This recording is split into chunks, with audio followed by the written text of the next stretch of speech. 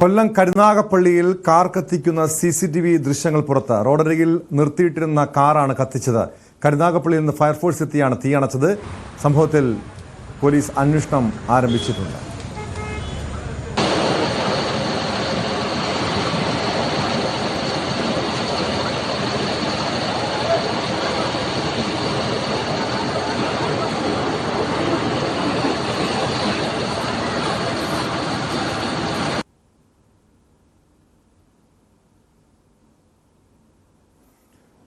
വിനീഷ് ചേരുന്നുണ്ട് വിവരങ്ങളുമായി.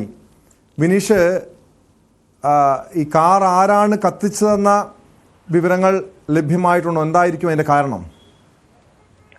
തോമ, കഴിഞ്ഞ ദിവസം രാത്രി 8:30 ഇത്തരത്തിലുള്ള ഒരു സംഭവം ഉണ്ടായത്. കൊല്ലം കരുനാഗപ്പള്ളിയിലാണ് AVHS ജംഗ്ഷന് സമീപം നിർത്തിയിട്ടിരുന്ന കാറാണ് കത്തിച്ചത്. ഈ കത്തിക്കുന്നതിന്റെ ദൃശ്യങ്ങളും CCTV ദൃശ്യങ്ങളും ഇപ്പോൾ പോലീസിന് ലഭ്യമായിട്ടുണ്ട്.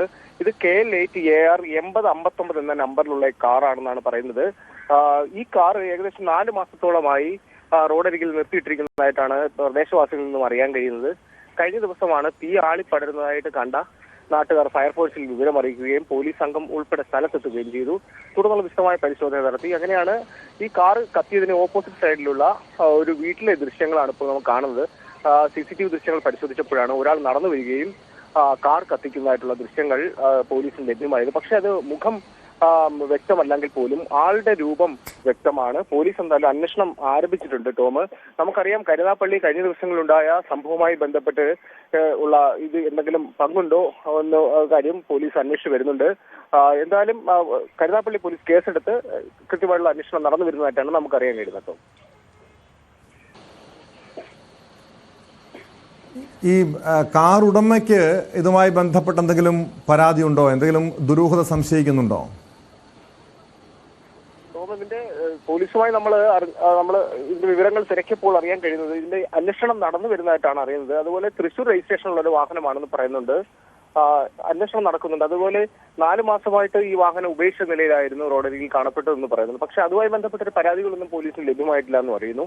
പക്ഷെ എന്തായാലും ഇത് ആസൂത്രണമായിട്ട് തന്നെ ചെയ്തതാണെന്നാണ് സംശയിക്കുന്നത്. കാരണം ഈ അടുത്ത സമയത്തുണ്ടായ സംഭവ വികാസങ്ങൾ, കരുനാഗപ്പള്ളിയിലുണ്ടായ കൊലപാതകം, അതുമായിട്ട് ബന്ധപ്പെട്ടുള്ള അന്വേഷണങ്ങളൊക്കെ നടന്നു വരികയാണ്. ഇത്തരത്തിലുള്ളൊരു സംഭവം കൂടി ഉണ്ടായിരിക്കുന്നത്. വളരെ ഗൗരവത്തോടെ തന്നെയാണ് പോലീസ് ഇത് കാണുന്നതും. എന്തായാലും അന്വേഷണം നടക്കുന്നതായിട്ടാണ് അറിയുന്നത്.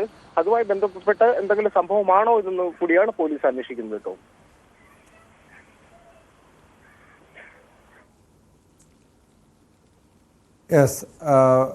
വിനീഷ്, ഇതോടൊപ്പം അങ്ങനെ ഒരു ഇത് ഏത് സമയം, കഴിഞ്ഞ 8:30 മണിക്കാണ്, രാത്രി 8:30 മണിക്കാണ് ഈ സംഭവം ഉണ്ടായെന്ന് പറയുന്നുണ്ട്. ആ സമയത്ത് അവിടെ മറ്റാരും ഉണ്ടായിരുന്നില്ലേ?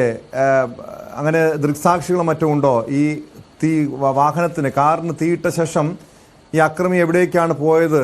അങ്ങനെ എന്തെങ്കിലും സൂചനകളെങ്കിലും പുറത്തു വന്നിട്ടുണ്ടോ? കഴിഞ്ഞ ദിവസം രാത്രി 8:30 ഈ സംഭവം ഉണ്ടാകുന്നത്. റോഡരികിലാണ് ഇത് സംഭവം. തീ ആളിപ്പടരുന്നതായിട്ട് ആണ് ആദ്യം നാട്ടുകാർ കാണുന്നത്. പ്രദേശവാസികളും അതുപോലെ തന്നെ ഈ സമീപത്ത് കടയൊക്കെ നടത്തുന്നവര്, വ്യാപാരികൾ ആണ് പോലീസ് വിവരം അറിയിക്കുന്നത് പോലും. അങ്ങനെ ഫയർഫോഴ്സ് സംഘം എത്തിയപ്പോഴേക്കും പൂർണ്ണമായും ഇത് അഗ്നിക്കിരയായിരുന്നു എന്നാണ് അറിയാൻ കഴിയുന്നത്. അങ്ങനെ തീ അണയ്ക്കുകയും ചെയ്തു. പക്ഷേ തീ സമീപത്തേക്കൊന്നും ആളിപ്പടരാതിരിക്കാനുള്ള വലിയൊരു കരുതൽ ഉണ്ടായി. ഉടനെ സമീപത്ത് കുറ്റിക്കാടുകളൊക്കെ ഉണ്ട്. അതെല്ലാം നാട്ടുകാർ ഇടപെട്ട് തീ അണച്ചിരുന്നു. അതുകൊണ്ട് വലിയ രീതിയിലുള്ള ആളപായോ അങ്ങനെ ഒരു ഭാഗത്ത് അങ്ങനെ ഒരു സംഭവത്തിലേക്ക് എത്തിയില്ല. പക്ഷേ പോലീസ് ഇത് വളരെ ഗൗരവത്തോടെ തന്നെയാണ് കാണുന്നത്. ഇതിന്റെ CCTV ദൃശ്യങ്ങൾ പരിശോധിച്ചപ്പോഴാണ് ഒരാൾ നടന്നു വരുന്നതും അതുപോലെ തന്നെ ഈ പെട്രോൾ പോലെ ഒരു വ്യക്തമാണ്. വിനീഷാണ് വിവരങ്ങൾ നൽകിയത്. CCTV ദൃശ്യങ്ങളടക്കം പോലീസ് പരിശോധിക്കുന്നുണ്ട്. ആരാണ് അക്രമി എന്ന് പോലീസ് അന്വേഷിക്കുകയാണ്. എന്തായാലും സംഭവത്തിൽ പല രീതിയിലുള്ള ദുരൂഹതകളുമുണ്ടെന്നാണ് വിനീഷ് റിപ്പോർട്ട് ചെയ്യുന്നത്.